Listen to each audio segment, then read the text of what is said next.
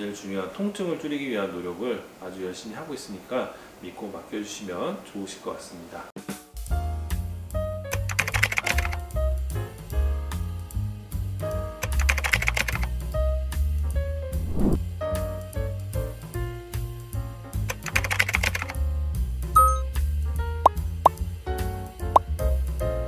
안녕하십니까. 뷰티렐라TV의 은하수아빠 조원장입니다. 이번 시간에는 작년에 라벨라 보톡스 라인업이 좀 바뀔 거다라고 예고 영상도 올리고 했었는데 어떻게 바뀌었는지 설명을 좀 드리는 시간을 가져보려고 이렇게 카메라 앞에 섰습니다. 저희가 원래는 보툴렉스라고 하는 보톡스 한 종류만을 가지고 모든 부위 시술을 다 커버를 하고 있었는데 보톡스 시장이 다양해지고 여러 상품이 나오면서 소비자의 선택의 폭이 상당히 넓어졌습니다.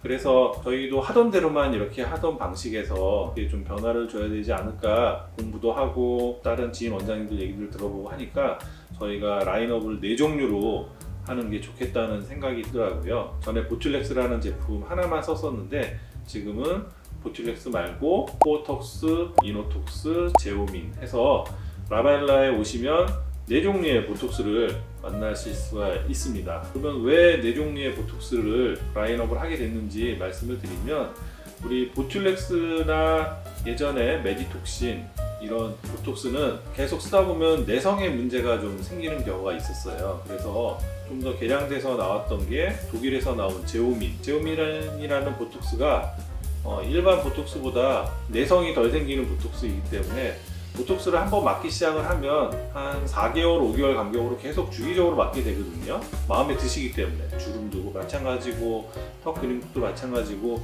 보톡스가 특별한 문제 없이 상당히 미용적으로 짧은 시간 안에 좋은 효과를 낼 수가 있는 시술이기 때문에 규칙적으로 맞는 분들이 많이 생기게 됐어요.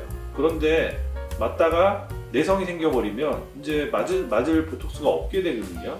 그래서 이왕 보톡스를 주기적으로 계속 맞게 된다고 하면 내성이 생길 가능성이 좀 더 적은 보톡스가 좋겠다. 그래서 제오민이라는 독일의 보톡스가 시장을 점점 잠식을 하고 있었습니다. 대신 이제 수입산이고 비용이 고가이다 보니까 쉽게 맞기는 좀 어려운 그런 상황이었죠. 그래서 독일 제오민에 대응을 하는 한국산 내성이 적은 보톡스가 코어톡스라는 보톡스가 있어요. 물론 보툴렉스보다는 비용이 좀 더 비싼. 그래서 내성이 적은 보톡스로 국산과 수입산 이렇게 두 개가 생긴 것이고요. 그 다음에 보툴렉스가 있었는데 보툴렉스는 저희가 분말 형태로 되어 있기 때문에 녹이는 용액을 써서 희석을 한 다음에 주사를 써야 되는데 어떻게 희석을 하느냐에 따라서 주사의 농도가 달라지기 때문에 일정한 강도를 내는데 숙련된 테크닉이 좀 필요했거든요. 하지만 액상형으로 된 거는 우리가 섞어서 희석을 해서 쓰는 게 아니라 원액 자체가 액체이기 때문에 거기서 그냥 빼서 쓰게 됩니다. 그래서 농도가 일정한 섞으면서 생기는 농도의 차이에 문제가 없기 때문에 좀 더 일정한 결과를 낼 수 있다. 그래서 액상형 보톡스가 분말형 보톡스에 비해서 희석하는 문제 에서 생길 수 있는 것들을 없애줬기 때문에 액상형이 생겼습니다. 그래서 분말형, 액상형, 그 다음에 내성적은 국산, 내성적은 수입산 이렇게 4종류를 놓고 시술하게 됐고 각각 보톡스마다 시술 비용은 조금씩 다릅니다. 그래서 저희 병원에 오시게 되면은 이렇게 설명을 드리고 본인이 원하시는 부위를 체크를 해서 시술을 받을 수 있게 이렇게 이제 라인업이 바뀌었어요. 그래서 선택의 폭이 넓어졌고 개인적으로는 앞으로 내성적인 보톡스로 점점 시장은 변해가지 않을까 이런 생각이 들고 써보다 보면 제오민과 국산 코어톡스 간의 어떤 효과 차이 이렇게 보게 되면 전혀 한국 것도 딸리지 않고 오히려 어떻게 보면 세계적인 시장에 어필을 할 수 있지 않을까 이런 생각도 조심히 하고 있습니다. 하지만 현재 메디톡스 회사와 식약처와의 여러가지 제품 허가 문제로 인한 소송이 계속 이어지고 있고 아직 최종 결론은 나지 않은 상태거든요. 최종 결과가 나올 때까지는 어떻게 될지 모르겠지만 현재는 아직 쓸 수 있는 그런 상황으로 돼 있어서 저희는 그런 결과 나오는 거를 주의 깊게 보면서 사용을 하고 있습니다. 라벨라에서 다양한 라인업의 보톡스가 준비가 되어 있다는 말씀을 드렸고 그 다음에 쉽게 시술이 되는 이 보톡스이지만 시술별로 좀 더 신경을 써야 될 것들이 있습니다. 그래서 크게는 우리가 표정주름에 보톡스를 사용을 하고, 두 번째로는 근육의 볼륨을 줄여주는데 보톡스를 사용을 하고, 그 다음에 기타 침샘이나 아니면 땀을 줄이기 위해서 보톡스를 이렇게 사용을 하게 되는데요. 첫 번째, 표정주름에서 교과서에 나와 있는 대로 포인트에만 이렇게 놓게 되면 사실 일률적인 시술이 됐고, 시술 전에 그 원하는 부위의 주름의 모양, 위치, 그리고 그 주름이 줄었을 경우에 반작용으로 다른 데 어떻게 주름의 변화가 갈 것인지 그런 거에 대한 예측을 하면서 맞춤형으로 시술을 해야 되는 면이 있습니다. 그래서 표정주름 보톡스가 일률적으로 이렇게 놓을 수도 있지만 그 얼굴에 전체적인 균형을 맞춰서 놔야 된다, 이런 면을 꼭 말씀을 드리고 싶었고요. 두 번째로, 이 표정주름 보톡스는 통증이 되게 심해요. 어떻게 해도 통증을 완화시킬 수가 없는데 가급적 냉각 마취를 좀 하면서 주사를 하고, 그 다음에 주사하는 시린지가 바늘이 얇을수록 또 좋거든요. 그래서 저희는 좀 더 얇은 바늘을 이용을 해서 이렇게 시술을 함으로써 통증을 많이 완화시키고 있습니다.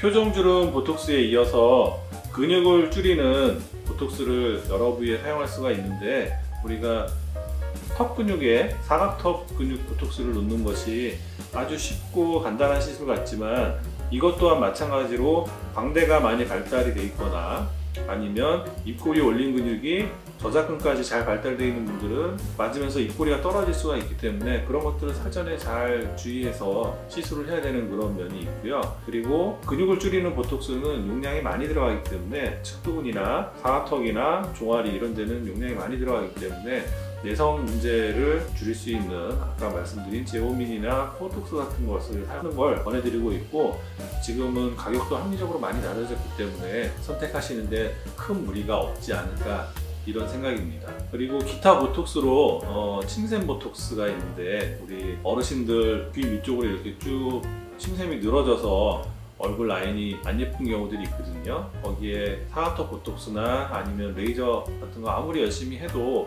그 침샘 부분은 해결이 안 되는 경우들이 많이 있어요. 그래서 그런 경우에 침샘 부위에 보톡스를 활용을 해서 라인을 줄여주게 되면은 다른 시술과 결합을 했을 때 얼굴에 라인을 좀 더 잘 정리할 수 있는 그런 방법으로 활용을 할 수가 있습니다. 그리고 마지막으로 저희가 또 열심히 하고 있는 치료 중에 다한증 보톡스가 있는데, 특히 손 다한증 같은 경우에 국소 마취만을 이용을 해서 연고 마취만을 이용을 해서 보톡스를 맞는 건 정말 너무나 통증이 심하기 때문에 힘들거든요. 그래서 저희는 신경 마취를 통해서 연고 마취보다 훨씬 덜 아프게 보톡스 시술을 할 수 있도록 이렇게 해놨고, 통증을 덜 느끼기 때문에 시술할 때 보톡스를 한 땀 한 땀 좀 더 정확하게 잘 놓을 수가 있어서 손 다한증 치료에 많은 도움을 얻고 있습니다. 그래서 손 다한증 때문에 고민을 하는데 통증 때문에 맞는 거에 두려워하시는 그런 분들은 라벨라를 활용을 하시면 또 저희가 도움을 드릴 수 있으니까 참고해 주시면 감사하겠습니다.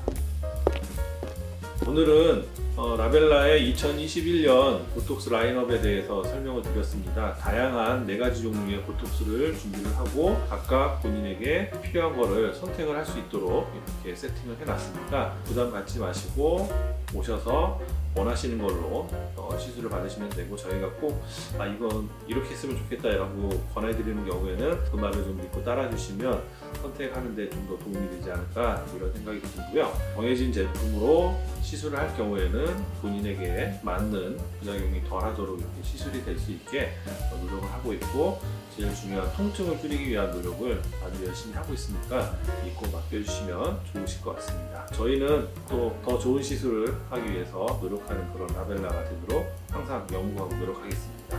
경청해 주셔서 감사합니다. 하나, 둘, 셋.